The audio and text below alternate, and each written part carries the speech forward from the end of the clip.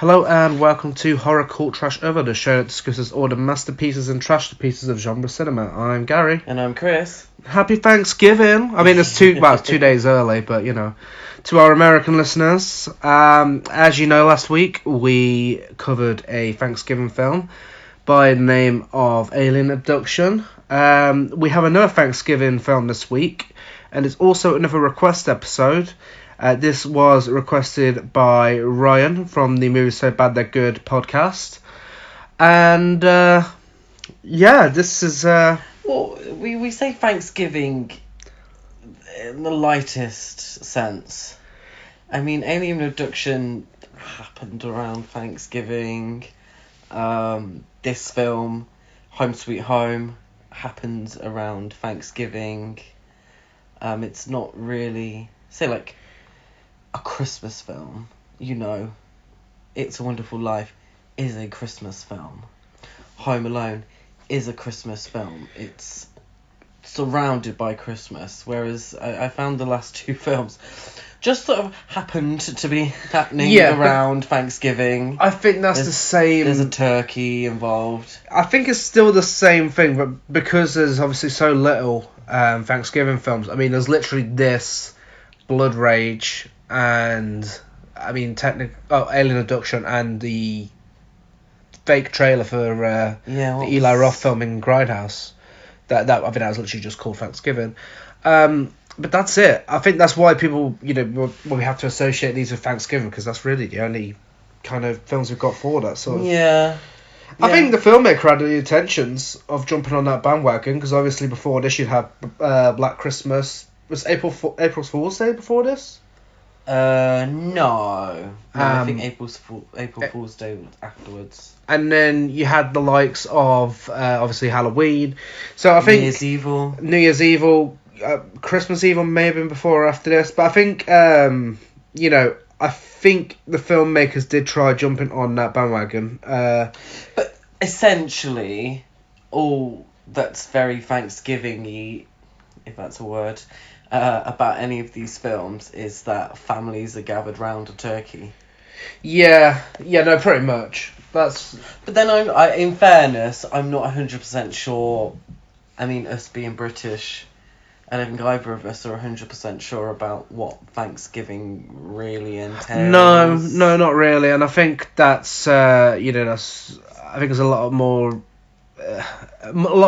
American people obviously class these as Thanksgiving films, because obviously that's probably what it's like. It's just turkey and just saying they're thankful for things. Although this film, they don't say they're thankful for a lot, because they all fucking hate each other. Yeah. So this was one of the Video Nasty films in the UK back when it was released in 1981. I really don't understand why. It's one of those, I'm not sure why. I mean, some films you watch, like you got Evil Dead, Zombie Flesh Eaters, you watch those and you're like, do you know what? Yeah, they are Video Nasties. They are balls to the wall, top gore, great kills, whatever. It's really extreme. But then this is dry. Nothing really. As dry as that turkey. Yeah. Well, it's directed by Nettie Penner. I don't know if I'm pronouncing that right. I don't know. Female director. Didn't make anything else. No. Other than Fortunately. Lucky. Thank lucky God. us. Lead actor Jake Steinfeld. Again, I hope I'm pronouncing that correctly. Is actually a fitness icon. And he has his own brand called Body by Jake. Yeah, I think he's a little embarrassed by this film. Yeah, doesn't mention it anymore. I wonder why. And then this is also Vanessa Shaw's film debut, who went on to star in Hocus Pocus, The Hills of Eyes remake, and Eyes Wide Shut. And that's literally the only trivia we have for this film. Yeah, nothing really out there. It's bizarre. There's nothing about this film. I mean, bloody disgusting. They wrote an article on about how terrible it is, but that's it. There's no research to be done. No, nothing about the making of the film. No. I'm not even sure how much it cost. Well, no, there's no budget online. No, I don't think there was a budget, if I'm honest. I don't think there was.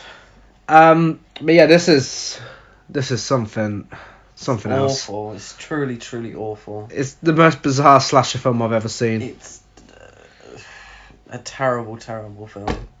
And not even fun. It's not even fun. I don't know. A lot of it was very funny. I thought I was bored.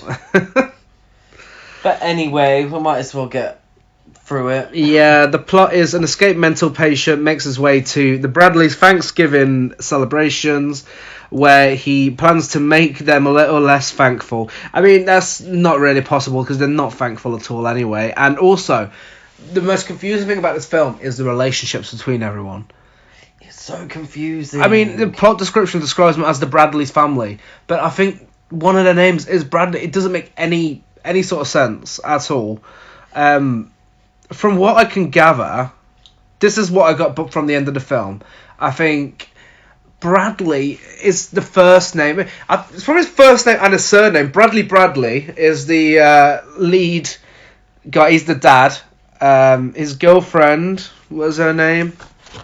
The mum in it. Did you get her name? No, I didn't. No, I just referred to her as mum. But then it turned out that she wasn't actually the mum. Yeah. Yeah. Linda. Is it Linda? The second Thanksgiving film where there's a character called Linda who's a mother. And then her friend is Gail. They have a son called Mistake. Yeah. I don't think they have a son called Mistake. It's definitely his son. It's definitely his son. So his son's Mistake. But then I'm not even, because there's a daughter as well called Angel. Yeah, they say that's his sister at one point. Yeah, so that's his sister. So that's the father's daughter. But then I still don't think that's the girlfriend's daughter. I think the girlfriend is quite a new girlfriend. There's a random couple called Scott and Jennifer, and they just rent a place. Yeah, it's attached to Scott lives in the apartment at this house ranch or whatever the fuck it is. And then his girlfriend's coming to see it for the first time. And then there's a random dude with a mustache. You know how we love mustaches. Hispanic girlfriend. Yeah, her name is Maria. I think his name was Wayne. I think. Know. But you know how we love mustaches. This film has two cracking mustaches. It's up there with some of the best from this year. Belonging to the dad and to this random Wayne character. I've actually just got him wrote down as Mustache Brother. Because I thought he was someone's brother. I thought he was Dad's brother. I don't know where they came from. I don't really know any of the names. I may refer to them by name at some point. Yeah. But I just, as with previous episodes, tend to just identify them by some physical trait or some character trait. Well, I mean, it won't be hard with the Hispanic girlfriend because that's her only character trope. It is, yeah. Yeah. It's played off a comedic effect that she doesn't speak English. Exactly. It's hilarious. Anyway, right, so the film starts with the car from Halloween and the vacation films. And this guy's in it and he asks if our bodybuilder killer wants a beer. Jay, the bodybuilder, doesn't take too kindly to that and kills him. Yeah, there's a zoom in on this car with a radio voiceover, and it's the news. And then you cut to the car. This cool dude with a beer asks someone, because you don't really, in the zoom in the car, you don't see the bodybuilder dude. No. And then suddenly he comes out of nowhere. Clearly doesn't want a beer. No. Pulls him out. The guy spits his beer all over the camera, and he chokes him to death. Yeah. That's it. So we then get some radio alert exposition. Yeah, he does. Yeah, so the radio kindly gives us the plot of the film. Yeah. There's an escaped mental patient on PCP. PCP. And we see him giving himself an injection in his tongue. Oh, yeah. Which is quite great. It's probably the best practical effect in the whole film. Yeah, because I think it was probably real. Yeah, it looked disgusting. Yeah. We get a really good score. I mean, that's no, always... we don't. For the first part of the film. It's awful. Until you start hearing that random spanner falling throughout the rest of it. Anyway, and we get to see Jay driving for ages. We do. Over the shoulder, camera work, full driving. On, Halloween style. Shit. I put shit scary music on the go. What's his name? Sorry. Jay. Okay, I've just referred to him as PCP. PCP. And I will continue to do so. Just so you know, Well, his name is PCP. He comes across this old lady who's crossing the road. She drops a bit of her shopping, and he just runs her over, and we get a nice freeze frame on her face. Nice little freeze frame. Blood on the windscreen. Yeah. Woman screaming. Yeah. That's it. That's our introduction. That's it. Welcome to Home Sweet Home. Yeah, title card. And then we are introduced to Scott and Jennifer with some terrible overdubbing as they're driving to the family home. The young, well, I say young, they don't look that young. But I think we're meant to think they're young. Think that they're the young couple, both blonde. So I just referred to them as blonde man and blonde woman. Yeah, and they're just talking shit. It's nothing exciting, but the overdubbing is awful. And then we're introduced to Mistake. It was truly a mistake including him in this film. It really was. And throughout the whole film, this guy just plays guitar non-stop. He has the guitar attached to him non-fucking stop throughout the entire film. Now, as a guitarist myself, this is a fucking nightmare. Guitars are not light instruments. And the one he's got in particular it's a heavy guitar. And he's got something strapped to his He's back. got his guitar amp strapped to his back. Yeah, he's got his guitar amp strapped to his back. We're plugged in, constantly playing it, and he plays the same shitty guitar solo over and over again. He's got white face paint on. He clearly thinks he's a member of Kiss. I couldn't figure it out. I couldn't figure out if he was going for Kiss or he was going for Mime. Yeah, because it does some shitty magic tricks later in the film. Yeah, so I think what he was going for was Mime, but then he kept going on about rock and rolls. Then I thought he was trying to be Kiss, but it was a really bad attempt at Kiss makeup. The guy's a fucking idiot, and he's an idiot throughout the whole film, and he just gets more and more annoying. Well, he starts annoying his dad. I was gonna say we're not the only ones annoyed by him. Nobody likes him at all. And later on in the film, when the killings start happening and like they realise that there's some dead bodies around, they immediately assume it's him, and it's understandable. He's a fucking idiot. Weirdo. So the dad, with his big moustache and sunglasses, starts chasing him around. He's absolutely fuming, and he goes to his girlfriend Linda, the mother. What we think's the mother, whatever relation is to them, and he tells her that Mistake's going to drive him to beer, if not beer, then drugs. Yeah, so he starts having a beer. She tells him he needs to relax. Yeah, relax. She gets quite saucy in the kitchen, she starts seducing him. Considering there's an audience. Yeah, she doesn't care who's around. No. So she starts seducing him. They go into the bedroom. And then it's cuts between shots of Scott and Jennifer, who have pulled over to randomly start having sex in their car. So everyone's horny all of a sudden, and then it's kind of like The Room. I honestly think this might have inspired Tommy Wiseau, because whilst they're seducing each other, all you can hear is they're just laughing like whilst they're trying to have sex. It makes no sense. But what does this film have in common with Alien Abduction, Chris? You don't know what this has in common? I don't know. Explain. It includes a family member spying on other family members having sex and getting excited by it. Well, I wrote this down at the point when I thought that Scott and Jennifer were related. But turns out they're not, but that does not excuse what happens in a few minutes. So first of all, Mistake finds Jennifer and Scott having sex in the car. And we get the great line of dialogue from Scott where he tells Jennifer, "Jesus, you're so horny." Mistake, he plays his guitar, makes a mistake when he's spying on him, and then he gets chased away by Scott. So whilst this chase goes on, we go back to the parents having sex, and the dad's telling the mum that she's a pretty girl. Yes. Yeah, so Mistake's getting chased, like, Scooby-Doo. Yeah, whilst we get some porn dialogue. Go out the house to get a bit of porn dialogue. Mum's got her boobs out. Which Yeah. I feel really sorry for the actress having to get her boobs out for this shit. It's like, and she's making these shitty noises. She's like, oh. She must have been paid about $10 for it as well. But her orgasm noises, and it made no sense because, I mean, first of all, there was nothing happening. They were just kissing. And she's like, oh,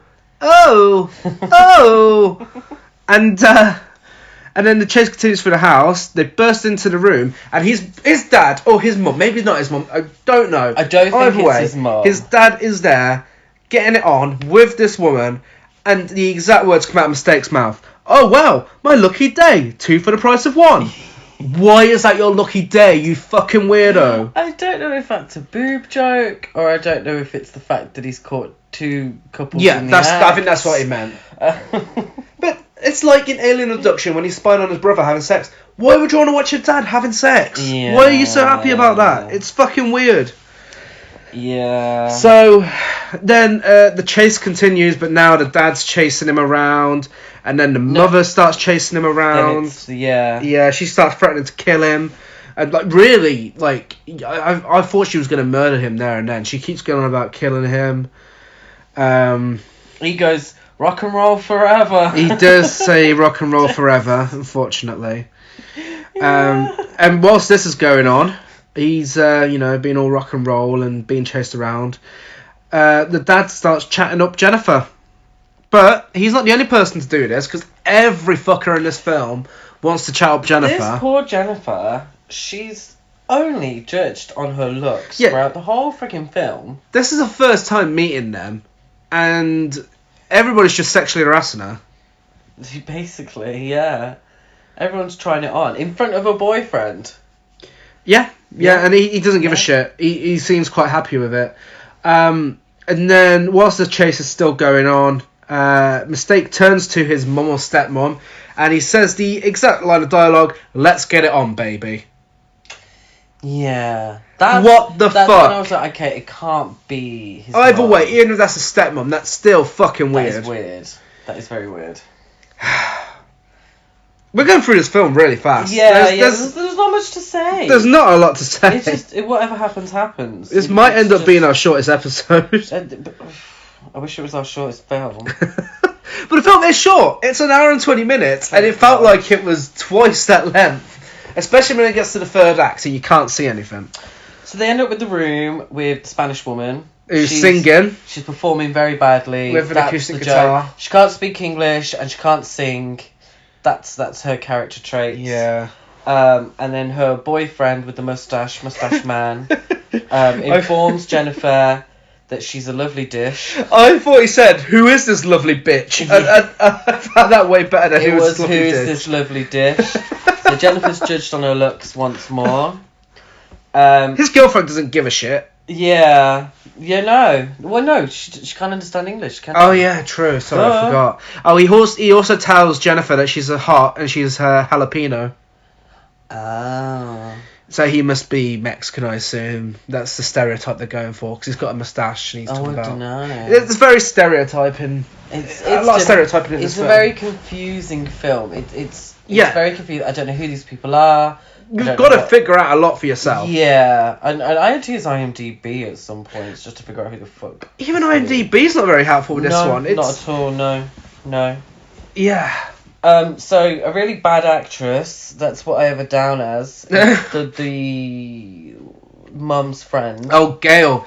Gail just pops up out of nowhere. And she's Gail. like, I'm going to put a bit of rat poison in his dinner. Yeah, or something like that. She's Arsenic, a sorry. really bad actress, and she threatens to put arsenic in Mistake's food to hilarity. So, and then what else does this have in common with Alien Abduction? I'll tell you what it has in common. Wine.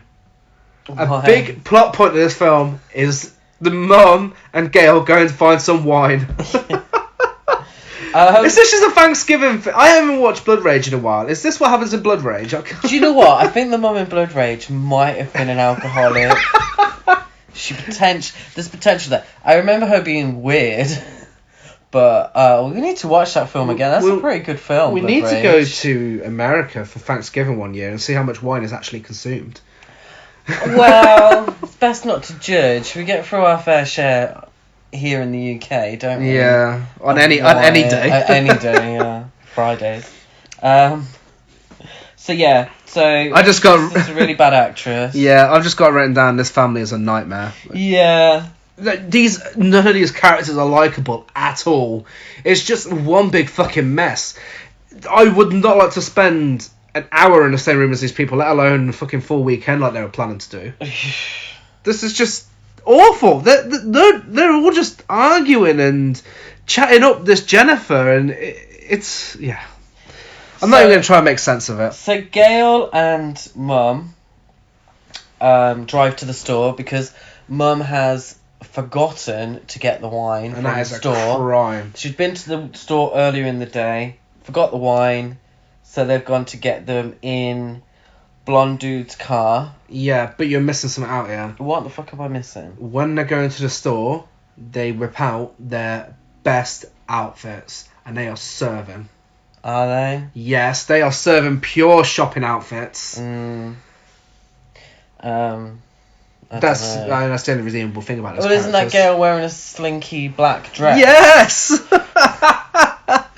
And then the mum puts something on as well, where she's got like her boobs hanging out, and that comes in handy a little later on. Spoiler alert. Well, so then they drive out to go and get the wine, and we see Jay again, and he's just laughing and throwing stuff. All he does is laugh in this film. Yeah, it's very much Silent Night, Deadly Night 2. Yeah, he's like, ha ha ha ha. Yeah. So PCP sees them driving off, and I thought he followed them in the car. Yeah. I thought he did. It seemed that he got in his car and followed them. But that's part of their fantastic filmmaking. It's like the editing in Silence of the Lambs. Yeah, sure. It's just like it. Sure, John. And I also noted that for somebody who's completely insane, PCP does drive quite carefully. Oh, he's a very calm and collected driver. Very calm and collected driver. Yeah. I know he ran over the old lady. But do you think he even meant to? I don't know. But in these scenes, he's very misunderstood. He does drive very carefully. He's not speeding around or anything. I mean, technically, he's doing everyone a favour because no one likes his fucking characters Considering anyway. he's on angel dust.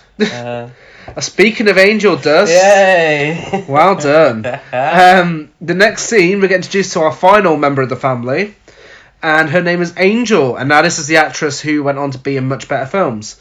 Yeah, her name's Angel. And I think that's wanky as fuck. Yeah. What a terrible name. I think very clunkily the screenwriter has decided that the two children be complete opposites. So you have a mistake and you have an angel. Yeah.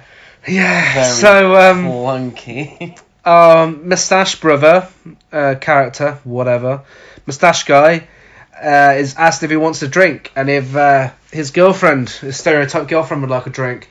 And he says he'll have one, but his girlfriend won't have anything because she hates to go to the bathroom. What kind of fucking logic is that? So she never drinks. She never had a glass of water. She'd be dead.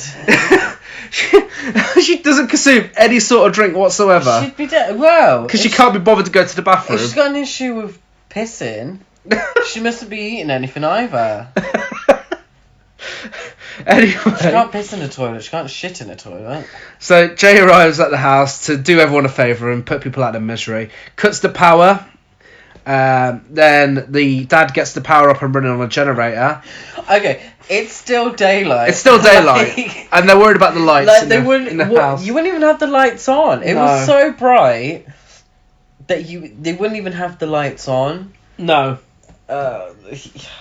Yeah. First of many. Well, not first, but one of many fucking stupid plot points in this film. Well, he goes for a drive. What does he go for a drive for? Oh, the dad? Yeah. The dad needs to get fuel for the generator. Aha. Yeah, so... The generator only has 3 to 4 hours. It can only generate electricity for the lights and the tin opener, but not for the TV, which I didn't get. Yeah, Moustache is fuming at this because he wants to watch the game. Absolutely fuming. But apparently Moustache is there for to talk about a deal.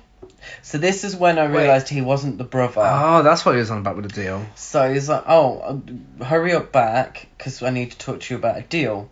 Well, spoiler alert, we never find out what this fucking deal is. Do you think Moustache is maybe a drug dealer? Yeah. Maybe. To add to his Mexican stereotype. He sells PCP, and this is actually a revenge flick. It could and be. He's getting revenge on the man who sold him the PCP that made him go insane and kill his mum and dad, go to prison, come back out, escape, continue his PCP addiction. Honestly, I think you've just thought of a much better film than the one we actually watched. And I do you know what? That trail of thought right there has not only given me a headache, but it's also made me realise, where the fuck did he get that PCP from? Was it the guy with the beers? Yeah. Was it just so happened that... Maybe from the hospital he escaped from? They wouldn't sell it there. Sell it there. Sell it? They wouldn't have it in a hospital. Maybe it was the guy with the beers then. Maybe. Maybe that's why he killed him.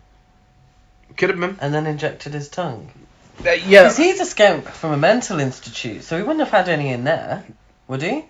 Why are you I don't know. completely Sorry. overestimating the thought process of the filmmakers? I'm so sorry. I feel like I've given everyone else a headache now. I feel like you're giving them too much credit. Trying to figure out what the fuck. You're giving the makers of this film far too much credit.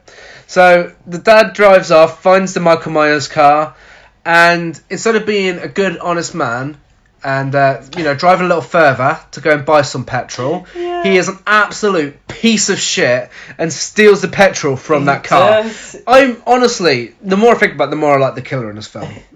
He is honestly doing the world some justice by getting rid of these people. So he starts stealing the petrol, and then he tries starting his car, and the battery's gone. So instead of calling the AA, walking back to his house, calling the AA, he steals his fucking battery. Well, he tries to, because in one of the most bizarre kills in this film, we find out Jay has some sort of superpowers because he's stealing the battery. The dad is. He's got the car bonnet up. What's it called? Is that the name for it? Bonnet. Yeah. He's got it up and taking the battery out. Jay jumps out of nowhere from the sky.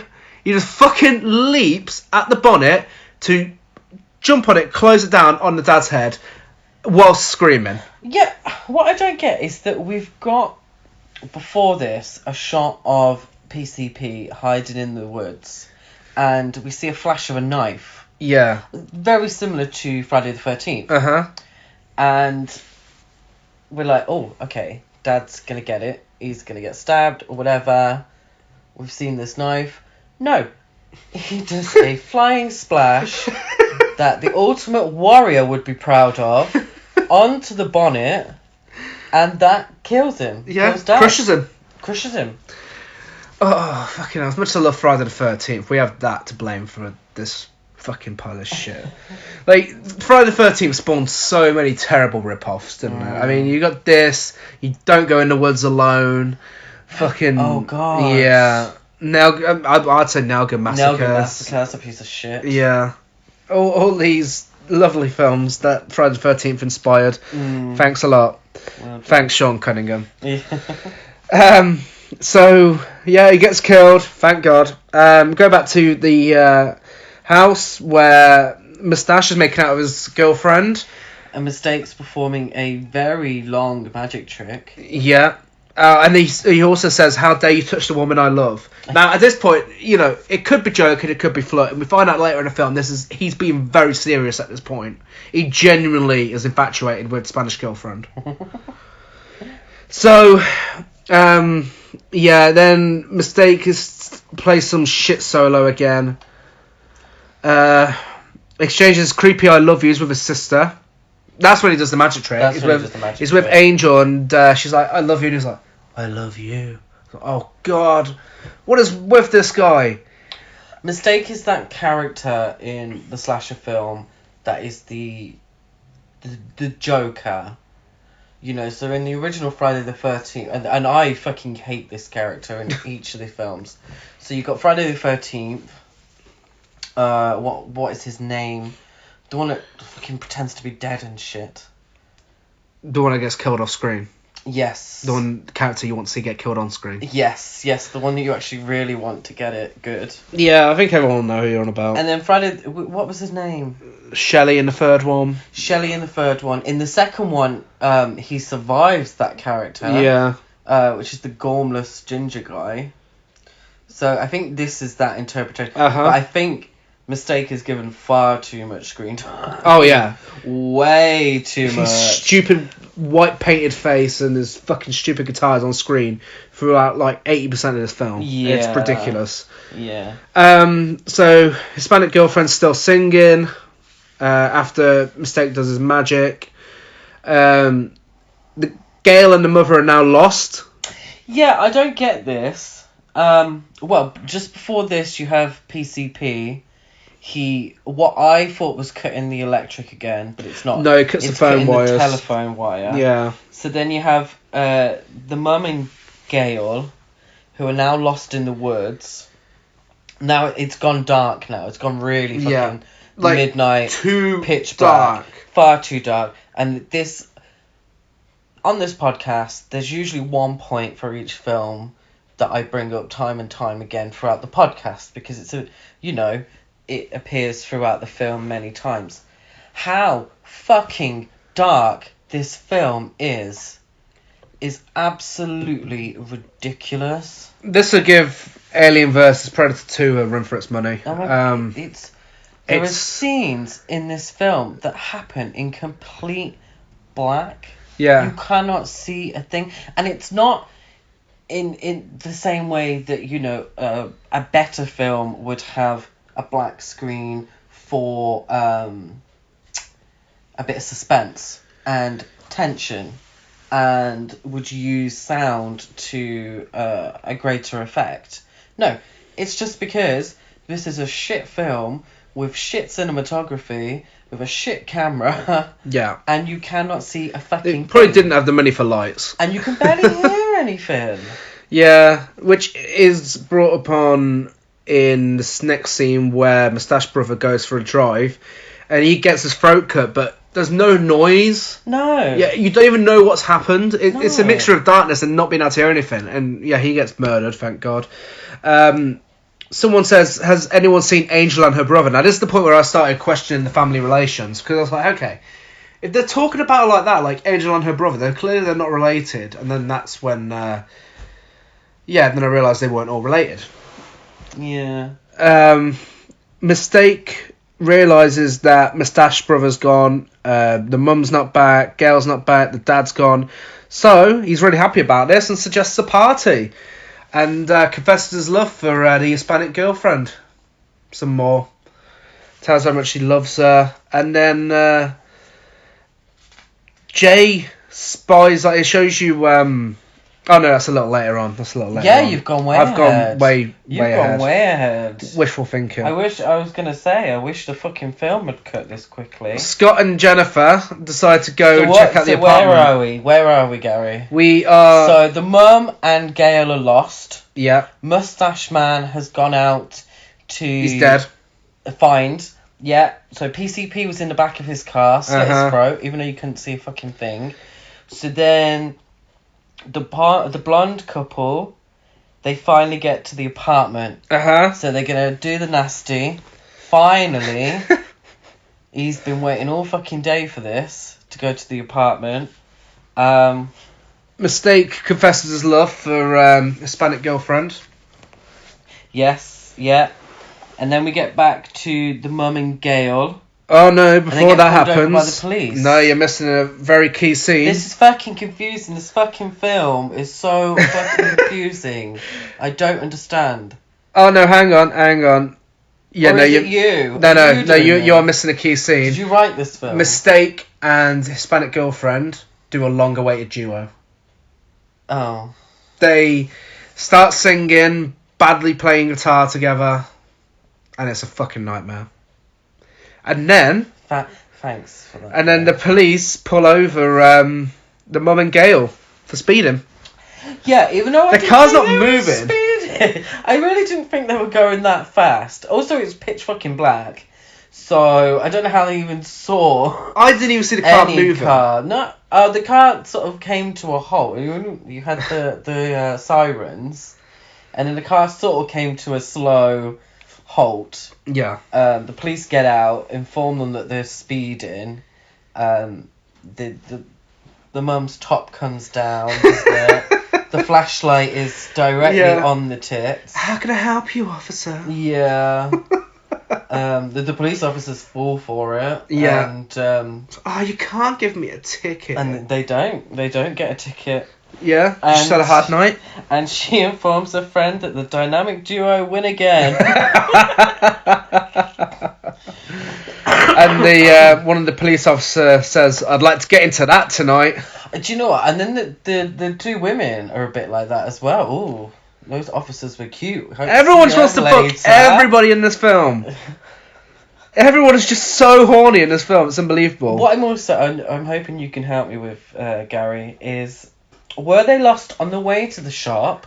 Because they had the wine. No. I was going to ask you the same thing. The last time we saw those and they were lost, I didn't think they had the wine. They didn't have the wine. So they found the shop? In that case, what was the point of them being lost in that last scene? Yeah, and also, this mum character, or whatever, girlfriend character, she says, "Oh, I'm not used to driving around these parts." She just went to the fucking shop earlier in the day. The film's called Home Sweet Fucking Home. She fucking lives there. Surely she lives there. Yeah. I could understand Gail not knowing where the fuck she's going. She's a friend been... But it's called Home Sweet Home. It's not her fucking home. Who the fuck lives there? So... Yeah, now the car won't start. Sorry. After the police officer says he wants to give him a go. Yeah. The police, they drive off and their car won't start now, so they start walking. They do, yeah. That's when we see Jay spying on... No, sorry to interrupt. But they start walking. Gail's like, "Well, do you know the way?" "Yes, I do." Then why are It's just round down there, round the corner. It's not too far How away. are they lost? How the fuck do you fucking know that when you're lost, you stupid bitch? Oh my god. Then it cuts to Jay spying on Angel, who is cutting the food alone. This is child labour. Yeah, we get a fantastic Halloween-style point-of-view shot from outside the house, serving pure Halloween. Looks through the window, and there's Angel with a fucking carving knife. Massive carving Massive knife, bigger than her fucking head. Above her head, in the air, and we're like, ooh. Carving the turkey. Carving the fucking turkey. She's laying out dinner and everything, whilst... She's a girl who must be about 6 years old. She's 5 years old. 5 years old. With this massive fucking knife. Serving up dinner. Unattended. Getting dinner ready for everyone. And then everyone else enters the room, finds the turkey's been hacked up. Mistake informs us that it looks like the boogeyman's been there. How the fuck does it look like the boogeyman's been there? It's seen as such a fucking Halloween ripoff. Angel's legs are under the table. Angel's legs are hanging out from under the table. Oh no, pure Angel. Yeah, no one gave a shit. Poor Angel. Like, oh no. Poor Angel, what's happened? You pull back the tablecloth and she's just eating a bit of turkey. Do you know what? Fair play. She's prepared dinner for all those people. A 5-year-old is at that table preparing dinner, cutting up the turkey and everything. So she should have a little snack to herself. Yeah, she's clearly not being paid for it. Yeah, if she wants a bit of white meat, she could. Oh god, don't start this white meat bullshit again. Did anybody ever tell us what white meat was? No one replied to us. Thanks, tell guys. us, please. We'll never know. I need I somebody assume from turkey. America to let us know what the fuck white meat means and why people don't just say turkey. So, back in the woods, they're trying to find their way home, and Jay comes out of nowhere, picks Gail up, fucking literally picks her up, throws her over the car, and then accidentally kills her because she hits her on a rock. So it's manslaughter, And he doesn't basically. even check. He just throws her over the car, and she hits her head. And we hear his stupid fucking breathing. Where it's like, It's like, okay, you're trying to be Michael Myers. Do you know what? Fuck what I said about Friday the 13th. This film wants to be Halloween. It does a little This bit. film wants to be Halloween so bad. It reminded me a lot of Absurd. Yeah, that piece of shit. Yeah. If you've not seen Absurd, it was another video nasty, but it's an Italian rip-off of Halloween. It's a sequel to Yeah, it's a very, very slight sequel to Anthropophagus. Yeah. I think that's how you say it. Oh my god, I've never had to say it. Oh no. The Grim Reaper. As it was also called. The Joe D'Amato film. Yeah. And I think Absurd was directed by Joe D'Amato as well. Yeah, and that only has one moment in it worthy of a video nasty. And that's even that's quite tame. But it reminds me a lot of that film. Yeah. It's just a complete Halloween rip-off.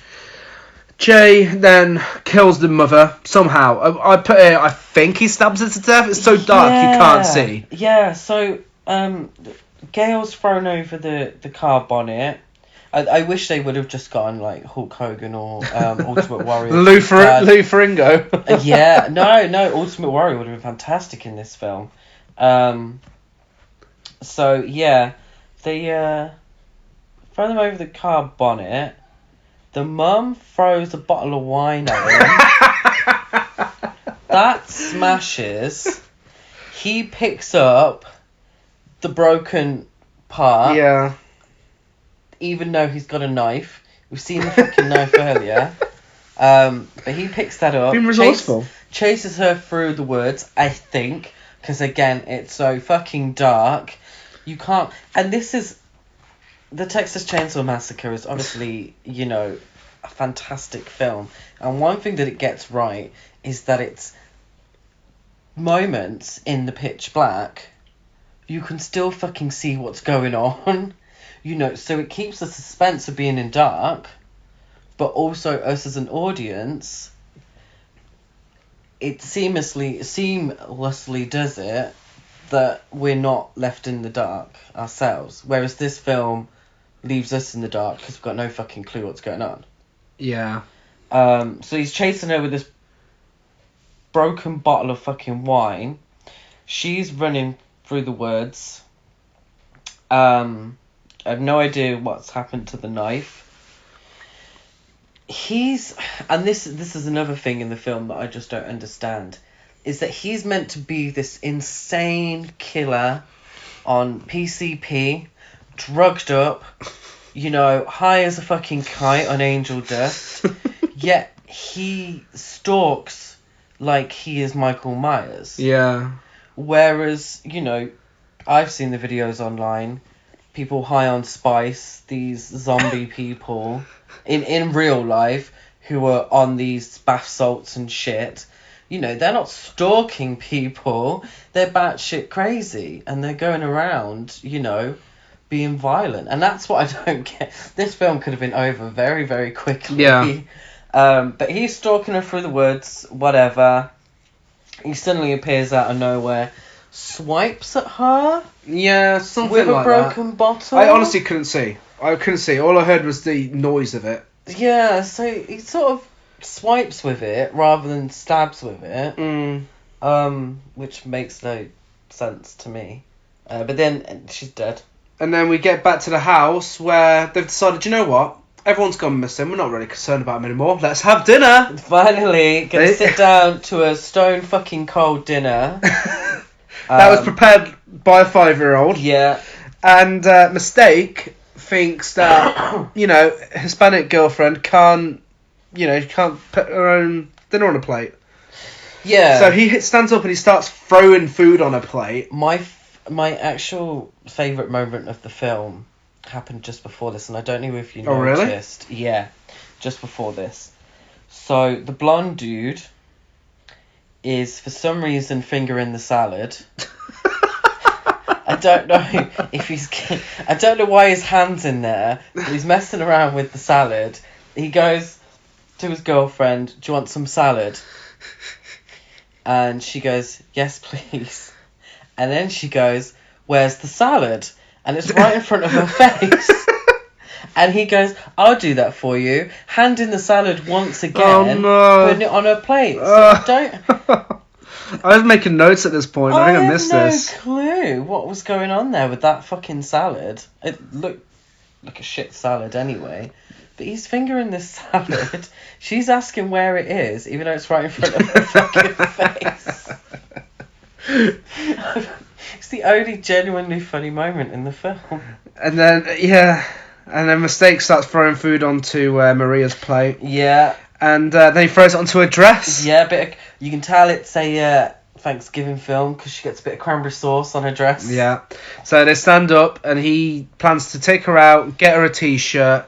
So he goes into his bedroom, starts going through his entire wardrobe. He's like, oh, not this t-shirt. Oh, this one I got from my uncle. Oh, this brings back memories. Not this t-shirt. Like, shut the fuck up. The t-shirt would fit her as well. I know, yeah. You know, he seemed to be wearing quite tight clothing. Maybe I'm thinking too much. I think you are. Well, so she goes into the bathroom, takes the top off, and she finds the mum's dead body. Well, we think it's the mum's dead body. We couldn't really tell who it was. Yeah, we think it was the mum. She's in the shower, and she's missing an eye. Yeah. And then Jay comes out of nowhere. He puts a knife to Maria's throat and starts pulling. Found that knife. Yeah, and he starts pulling a stupid face, where he's got his teeth out.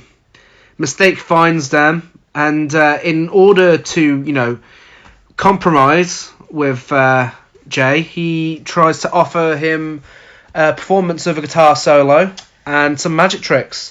Yeah. Like, let her go and I'll play guitar for you. But the PCP says, make a sound and I'll kill her. Yeah. And he has the knife to the throat. He makes constant sounds. Yeah. But what I don't understand is that why is he suddenly methodic about this? Why isn't he... He's meant to be this deranged killer that just kills people at random. Well, we find a bit of motive at this point with a throwaway line. Do we? Yeah, Jay's like, honestly, she's not worth it, man. Women ain't worth it. They're all shit. Yeah. He's like, my mother was a good example of that. I was like, oh, really? Yeah, because he'd killed his mum and dad. So I'm assuming it's the old mother issues. Yeah, and then he kills poor Maria. Yeah, I don't understand why he would have taken her away just to kill her. Yeah, we get another dark chase scene.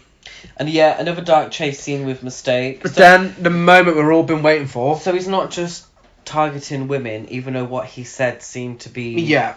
Because, the dad was the first victim anyway. But the booze guy. The booze guy was, yeah.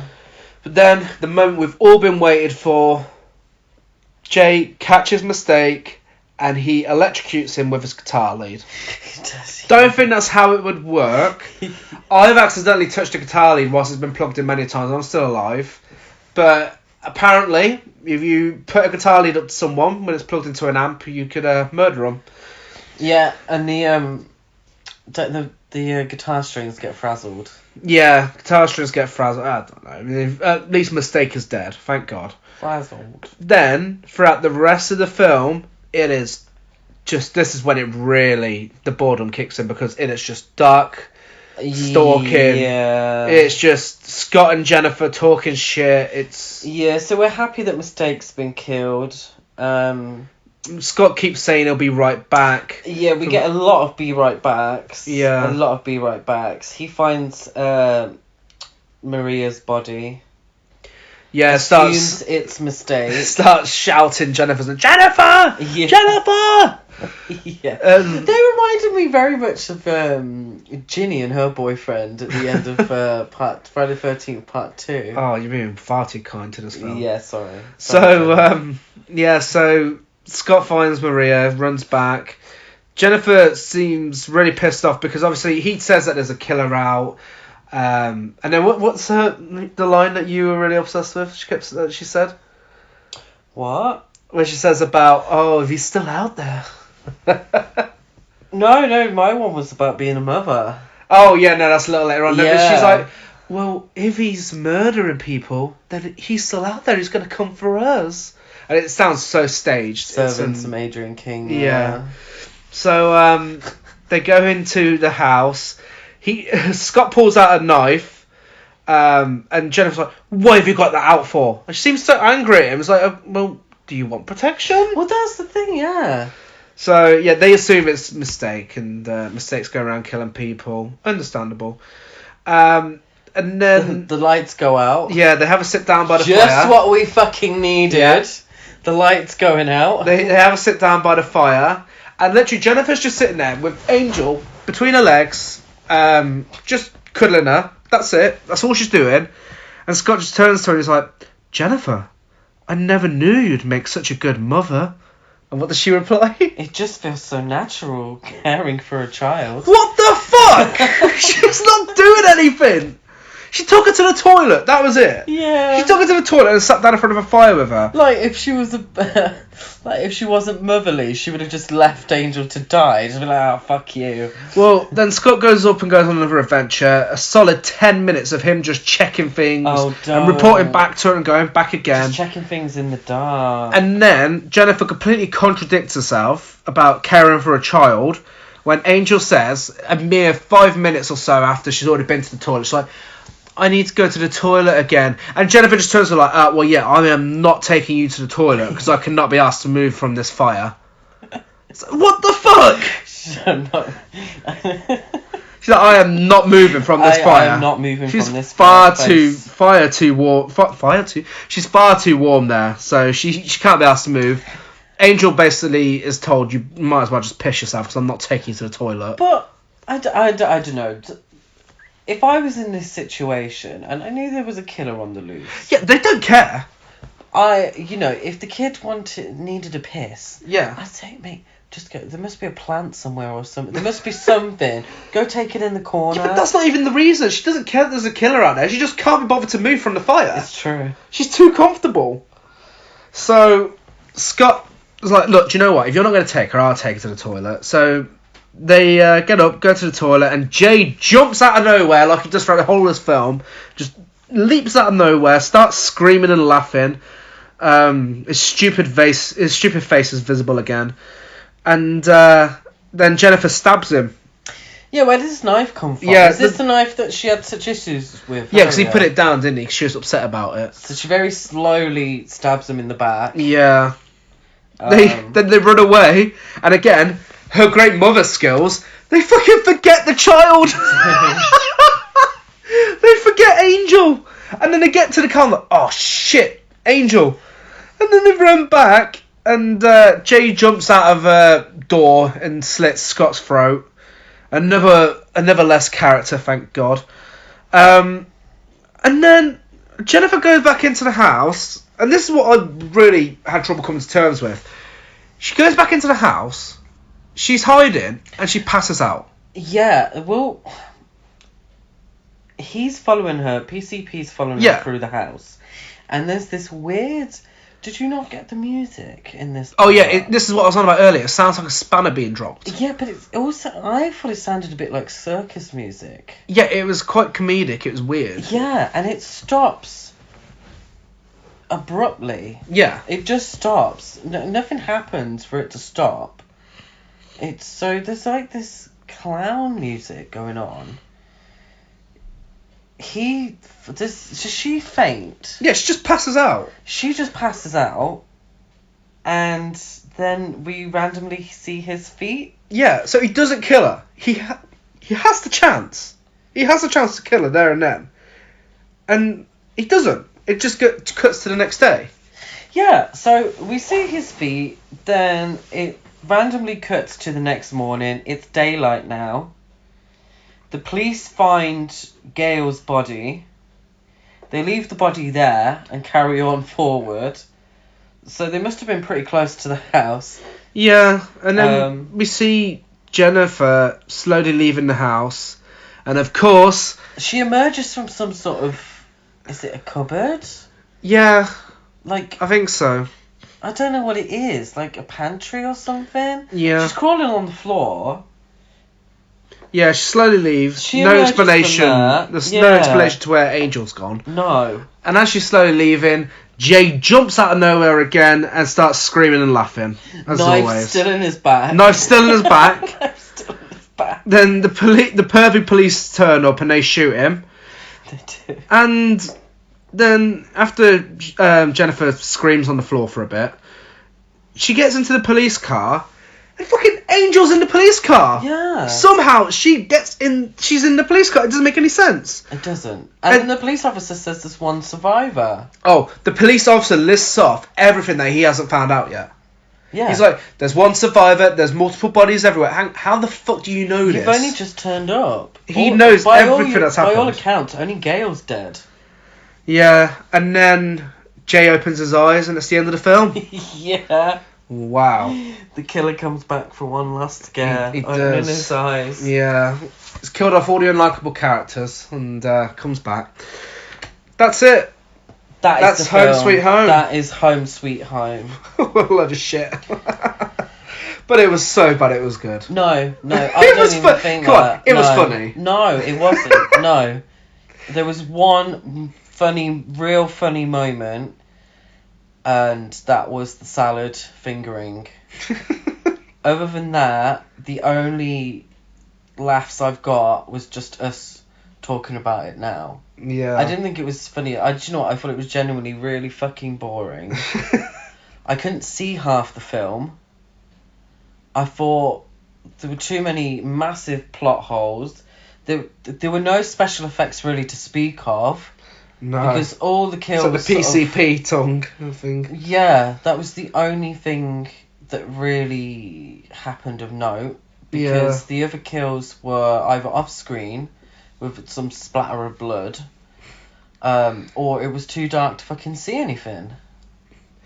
Awful, lazy filmmaking, and I understand that it probably had a really low budget, but I've seen other low budget films that put a little bit more fucking effort into it. So you really enjoyed it then, yeah? I thought it was dire.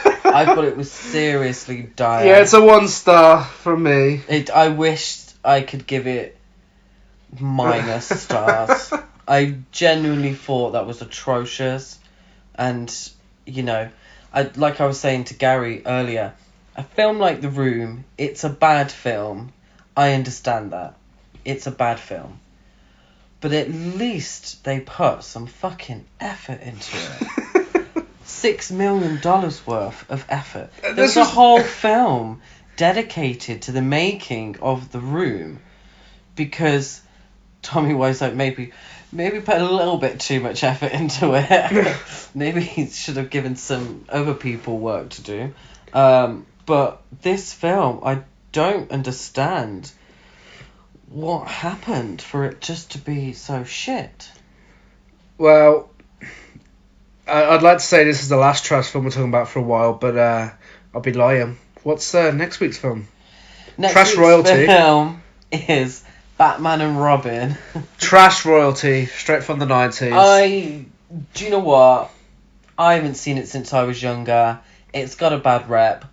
But 10-year-old me thought this was the dog's bollocks. I loved this film when I was younger. Thought it was great. Went to see it at the cinema. I thought Poison Ivy was great. I thought Batgirl was a wonderful choice to introduce as a character. I thought Dr. Freeze was hilarious. Yeah, so next week we're talking bat nips and ice puns. We're talking bat nips and ice puns, and I cannot wait. I haven't seen... I mean, Lord, I probably haven't seen it in about 20 years. I've seen it a little more recently, and yeah. Oh, I see. I can see why it's trash royalty. Well, I say more recently, about 3 or 4 years ago.